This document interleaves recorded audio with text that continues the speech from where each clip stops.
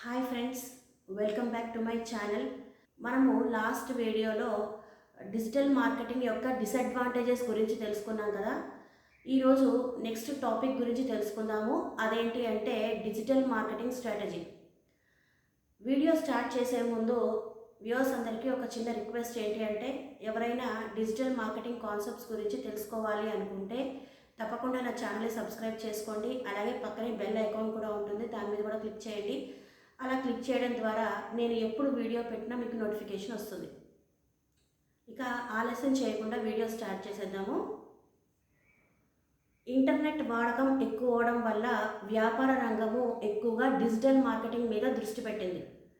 Digital marketing వాడడంతో పాటు వ్యాపార రంగంలో ఉన్నటువంటి అన్సర్టనిటీస్ అలాగే కాంప్లెక్సిటీస్ని ఎదుర్కోవడానికి డిజిటల్ మార్కెటింగ్ స్ట్రాటజీస్ని అడాప్ట్ చేసుకుంటున్నారు.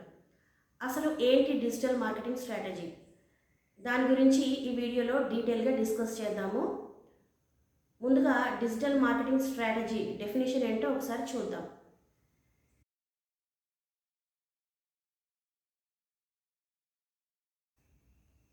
ఈ డిజిటల్ మార్కెటింగ్ స్ట్రాటజీ బిజినెస్ని ఒక రైట్ డైరెక్షన్లో తీసుకువెళ్ళడానికి హెల్ప్ చేస్తుంది. అంటే it is like a road map అనమాట. మార్కెటింగ్ యాక్టివిటీస్ ఎలా పర్ఫామ్ చేయాలి, ఏం చేస్తే మన బిజినెస్ ఆబ్జెక్టివ్స్ మీట్ అవుతాయో చెప్పే ఒక గైడ్. ఏ బిజినెస్ అయినా సరే, అది చిన్నదైనా పెద్దదైనా, ముందుగా ఒక స్ట్రాటజీ లేకుండా డిజిటల్ మార్కెటింగ్ అనేది మొదలు పెట్టకూడదు. ఒకవేళ అలా మొదలు పెడితే మన బిజినెస్కి ఒక గమ్యం లేకుండా పోతుంది. చివరికి మనం పెట్టినటువంటి మనీ, టైము, ఎఫర్ట్స్ అన్నీ కూడా వేస్ట్ అయిపోతాయి.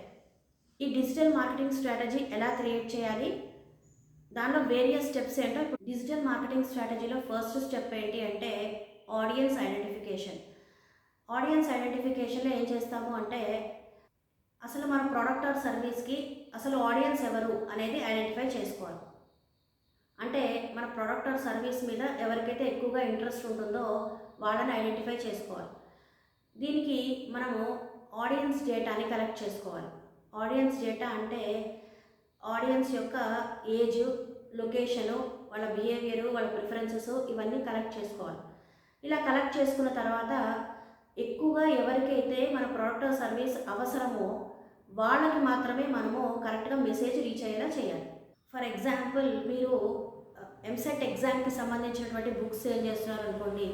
మీరు ఏం చేస్తారంటే కాలేజ్ స్టూడెంట్స్ డేటా కలెక్ట్ చేసుకుంటారు. కలెక్ట్ చేసుకుని ఎవరెవరైతే ఇంటర్మీడియట్ ఎగ్జామ్ పాస్ అయ్యారో, ఎవరైతే ఎంసెట్ ఎగ్జామ్కి ప్రిపేర్ అవుతున్నారో వాళ్ళని మీరు ఐడెంటిఫై చేసుకుని వాళ్ళకి మీరు మెసేజ్ కరెక్ట్గా కనుక ఇస్తే వాళ్ళు మీ బుక్స్ కొనడానికి అవకాశం ఎక్కువగా ఉంటుంది.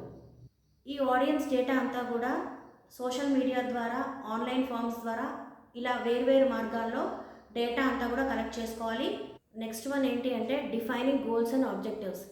మార్కెటింగ్లో సక్సెస్ అవ్వాలి అంటే ముందుగా గోల్స్ సెట్ చేసుకోవాలి. ఏ బిజినెస్కి అయినా సరే కొన్ని గోల్స్ అలాగే ఆబ్జెక్టివ్స్ ఉంటాయి. గోల్స్ అనేది ఎలా ఉండాలి అంటే అవి స్మార్ట్ గోల్స్ అయి ఉండాలి. ఎస్ అంటే స్పెసిఫిక్, ఎం అంటే మెజరబుల్, ఏ అంటే అచీవబుల్, ఆర్ అంటే రెలవెంట్, టీ అంటే టైం బౌండ్. ఇది ఈ స్మార్ట్ గోల్స్ అనేది ఒక స్ట్రక్చర్డ్ అప్రోచ్. మనము బిజినెస్లో ఏదైతే అవుట్కమ్ రావాలి అనుకుంటున్నామో అది ఈ స్మార్ట్ గోల్స్ తోటి ఈజీగా అచీవ్ చేసుకో. స్మార్ట్ గోల్స్లో ఫస్ట్ వన్ ఏంటి అంటే స్పెసిఫిక్. స్పెసిఫిక్ అనేది ఏంటంటే మన గోల్స్ అనేది చాలా స్పెసిఫిక్గా ఉండాలి. ఫర్ ఎగ్జాంపుల్, వెబ్సైట్కి 1000 వ్యూస్ 1 మంత్లో రావాలి త్రూ ఎస్ఈఓ అనేది స్పెసిఫిక్ గోల్. అంతేకాకుండా ఈ వెబ్సైట్కి ట్రాఫిక్ ఏ లొకేషన్ నుంచి రావాలి, ఏ రీజన్ నుంచి రావాలి అనేది చాలా స్పెసిఫిక్గా గోల్ డిఫైన్ చేసుకోవాలి. స్మార్ట్ గోల్స్లో సెకండ్ వన్ ఏంటి అంటే మెజరబుల్. ఈ మెజరబుల్ అనేది నెంబర్స్ లేదా పర్సంటేజ్కి అటాచ్ అయ్యి ఉంటుంది. గోల్స్ ఎప్పుడూ కూడా క్వాంటిటీ రూపంలో డిఫైన్ చేసుకోవాలి. ఫర్ ఎగ్జాంపుల్, వెబ్సైట్కి ఈ మంత్లో 1000 వ్యూస్ రావాలి అనేది ఒక గోల్ అనుకోండి. ఇక్కడ 1000 అనేది క్వాంటిటీ. అలాగే ఈ మంత్ సేల్స్ 50% పెరగాలి అనేది ఒక గోల్. ఇక్కడ 50% అనేది క్వాంటిటీ. సో ఈ గోల్స్ అనేవి నెంబర్ రూపంలో పెట్టుకోవడం వల్ల ఒక పర్టికులర్ టైం పీరియడ్లో మనం ఆ గోల్ రీచ్ అయ్యామా లేదా అనేది తెలుస్తుంది. స్మార్ట్ గోల్స్లో థర్డ్ వన్ ఏంటి అంటే అచీవబుల్. మనం ఏదైనా ఒక గోల్ పెట్టుకుంటే అది సాధించే విధంగా ఉండాలి, అంటే అచీవబుల్గా ఉండాలి. For example, last month 3% sales అయ్యాయి అనుకోండి, ఈ మంత్ 5% సేల్స్ అవ్వాలి అని ఒక గోల్ పెట్టుకుంటాం. ఇది అచీవబుల్ గోల్. అలా కాకుండా లాస్ట్ మంత్ 1% సేల్స్ కూడా కాలేదు, ఈ మంత్ 100% సేల్స్ అయిపోవాలి అంటే అది జరిగే పని కాదు. అంటే గోల్స్ అనేది ఎప్పుడూ కూడా ఛాలెంజింగ్గా ఉండాలి, అలాగే అచీవబుల్గా ఉండాలి. మన దగ్గర ఉన్నటువంటి రిసోర్సెస్, స్కిల్స్, అలాగే బడ్జెట్ ఇవన్నీ దృష్టిలో పెట్టుకుని మనం గోల్ సెట్ చేసుకోవాలి. స్మార్ట్ గోల్స్లో ఫోర్త్ వన్ ఏంటి అంటే రిలవెంట్. మనం ఏదైతే గోల్ సెట్ చేసుకుంటామో అవి కంపెనీ ఆబ్జెక్టివ్స్కి మీట్ అయ్యేలాగా ఉండాలి. స్మార్ట్ గోల్స్లో ఫిఫ్త్ వన్ ఏంటి అంటే టైం బౌండ్. వన్ మంత్లో వెబ్సైట్కి 50% ట్రాఫిక్ ఇంక్రీజ్ అవ్వాలి అనేది ఒక గోల్ అనుకోండి. ఇక్కడ 1 మంత్ అనేది టైం బౌండ్. ఈ టైం బౌండ్ పెట్టుకుంటే ఏమవుతుందంటే ఎప్పుడు వర్క్ స్టార్ట్ చేసాము, ఎప్పుడు ఫినిష్ చేసాము అనేది ట్రాక్ చేసుకోవచ్చు. ఒక పర్టికులర్ టైంలో వర్క్ని ఫినిష్ చేసుకోవచ్చు. నెక్స్ట్ వన్ ఏంటి అంటే ఎవాల్యుయేటింగ్ కాంపిటీటర్స్. బిజినెస్లో సక్సెస్ అవ్వాలి అంటే కాంపిటీషన్లో నిలబడగలగాలి. కాంపిటీషన్లో నిలబడగలగాలి అంటే అసలు మన కాంపిటీటర్స్ ఎవరు అనేది మనకు తెలియాలి. మన ఇండస్ట్రీలో అంటే మన ప్రోడక్ట్ ఆర్ సర్వీస్ ఏదైతే సేల్ చేస్తున్నామో అవతల వాళ్ళు కూడా అదే ప్రోడక్ట్ ఆర్ సర్వీస్ సేల్ చేస్తుంటే కనుక వాళ్ళు మనకి కాంపిటీటర్స్ అవుతారు. ఇలా కాంపిటీటర్స్ని ఐడెంటిఫై చేసి వాళ్ళ మార్కెటింగ్ స్ట్రాటజీస్ ఏంటి అనేది మనం తెలుసుకోవాలి.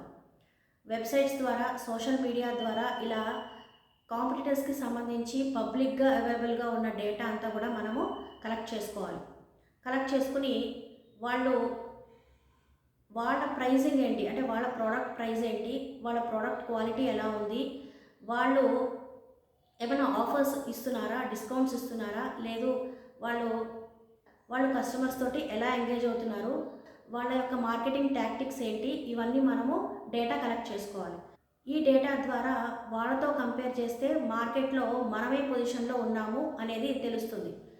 ఈ ఇన్ఫర్మేషను మార్కెట్లో మన పొజిషన్ని ఇంప్రూవ్ చేసుకోవడానికి ఉపయోగపడుతుంది.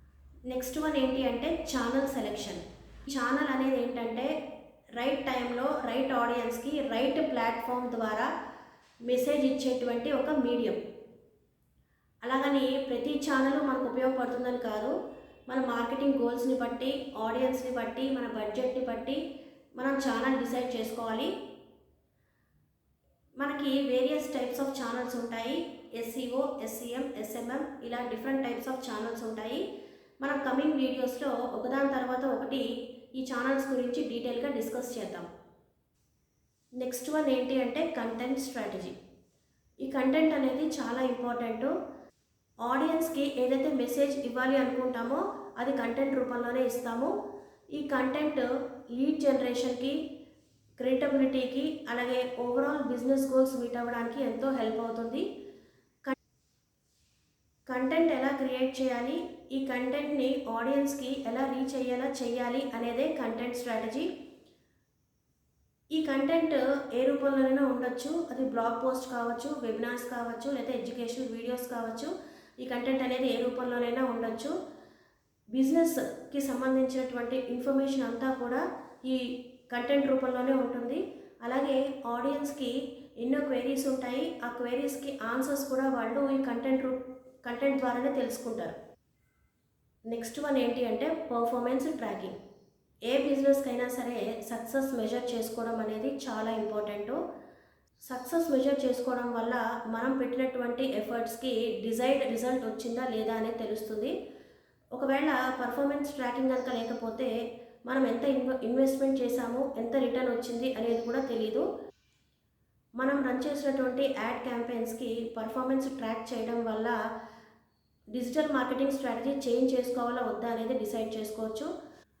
ఒకవేళ యాడ్ క్యాంపెయిన్స్ పర్ఫార్మెన్స్ బాగాలేకపోతే స్ట్రాటజీ చేంజ్ చేసుకుని పర్ఫార్మెన్స్ ఇంప్రూవ్ చేసుకోవచ్చు.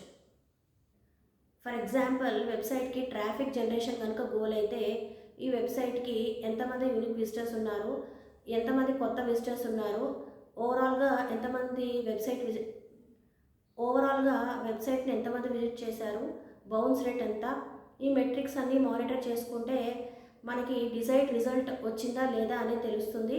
ఒకవేళ డిజైర్డ్ అవుట్కమ్ రాకపోతే స్ట్రాటజీ చేంజ్ చేసి పర్ఫార్మెన్స్ ఇంప్రూవ్ చేసుకో. మనము డిజిటల్ మార్కెటింగ్ మొదలుపెట్టే ముందు డిజిటల్ మార్కెటింగ్ స్ట్రాటజీ క్రియేట్ చేయడానికి కొద్దిగా టైం స్పెండ్ చేస్తే అది మనకి ఎన్నో లాభాలను తీసుకొచ్చి పెడుతుంది. లేకపోతే మనం అన్ని విధాలా ఎంతో నష్టపోవాల్సి వస్తుంది. సో ఇదండి డిజిటల్ మార్కెటింగ్ స్ట్రాటజీకి సంబంధించినటువంటి వీడియోతో మళ్ళీ కలుసుకుందాం. అంతవరకు బాయ్.